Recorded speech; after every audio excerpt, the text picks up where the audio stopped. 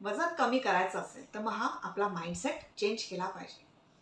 Instead of blaming, दुसऱ्यांना blame करण्यासाठी, दुसऱ्या लोकांना म्हणा किंवा दुसऱ्या सिच्युएशन्सना म्हणा, हे जे ब्लेमिंग आहे हे करायच्या ऐवजी आपण जर रिस्पॉन्सिबिलिटी घेतली की हो, माझं वजन वाढलेलं आहे, आय ॲक्सेप्ट इट, आणि ही मी आता जबाबदारी घेते किंवा घेतोय की माझं वजन आता मला कमी करायचं आहे, मला हेल्दी व्हायचं आहे, मला फिट व्हायचं आहे, आणि ही जबाबदारी फक्त आणि फक्त माझी आहे.